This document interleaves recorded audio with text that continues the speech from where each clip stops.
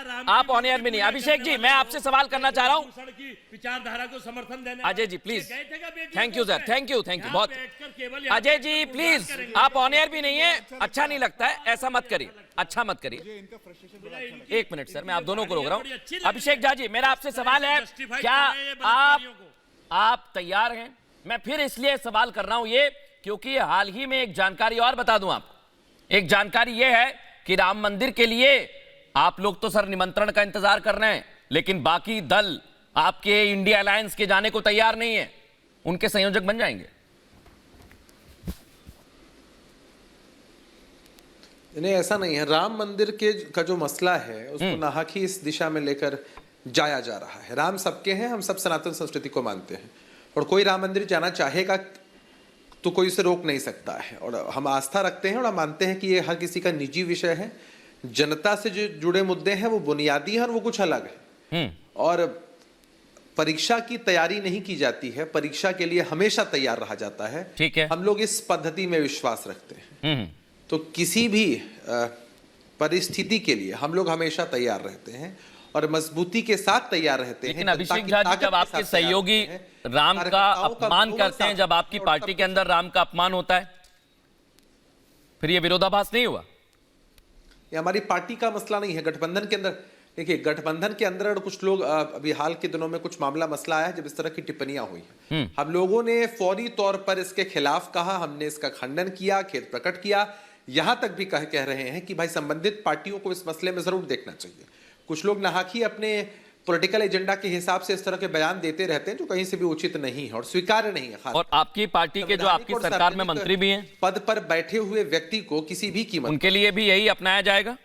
तो हमारी पार्टी के नहीं है ना, हमारी पार्टी के तो नहीं है वो। और उस वक्त भी हम लोगों ने इस बात पर खेद प्रकट किया था। मैं इसलिए पूछ रहा हूं, देखिए पार्टी के संयोजक हैं, बहुत सारी बात, पार्टी के अध्यक्ष नीतीश कुमार और मुख्यमंत्री हैं। मुख्यमंत्री के कैबिनेट का मंत्री अगर कह सकता है तो उनके पास अधिकार है सर कार्रवाई का। भाई साफ तौर पर खंडन किया नीतीश कुमार जी ने। सर खंडन, उन्हें हिदायत तो मैंने सुन लिया, लेकिन मैं ये पूछना चाह रहा हूं, क्या कार्रवाई करेंगे? नहीं होगा, एक उदाहरण पेश करेंगे?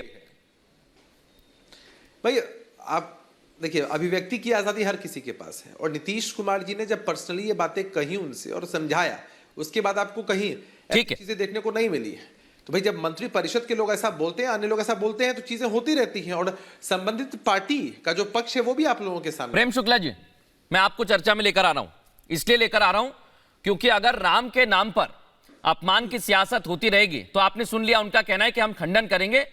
कार्रवाई अभी तक तो नहीं हुई है, बात का पता नहीं।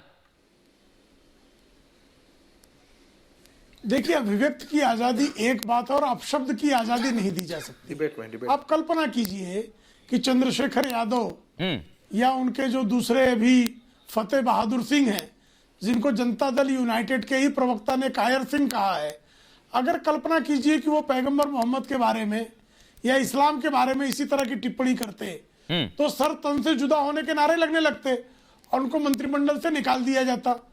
लेकिन चूंकि प्रभु रामचंद्र जी की के बारे में बातें हो रही हैं, माता सरस्वती की निंदा की जा रही है, रामचरितमानस का अपमान किया जा रहा है, इसलिए चूंकि भारत में जो सनातनी हैं, जो हिंदू धर्म के लोग हैं, वो सहिष्णु हैं, वो सर तन से जुदा नहीं करते हैं, वो जो हैं मुसलमानों की तरह रिएक्ट नहीं करते हैं, गोलबंद होकर किसी के खिलाफ मतदान नहीं करते हैं, इसलिए जो है यहाँ सहिष्णुता है। और दूसरी तरफ कट्टरता है।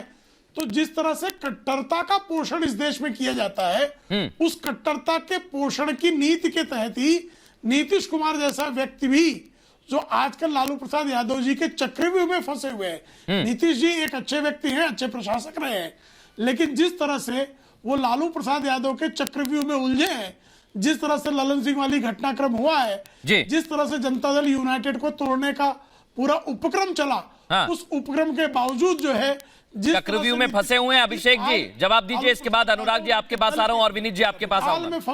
एक वो अत्यंत जो है दुर्भाग्यपूर्ण स्थिति है। ठीक है।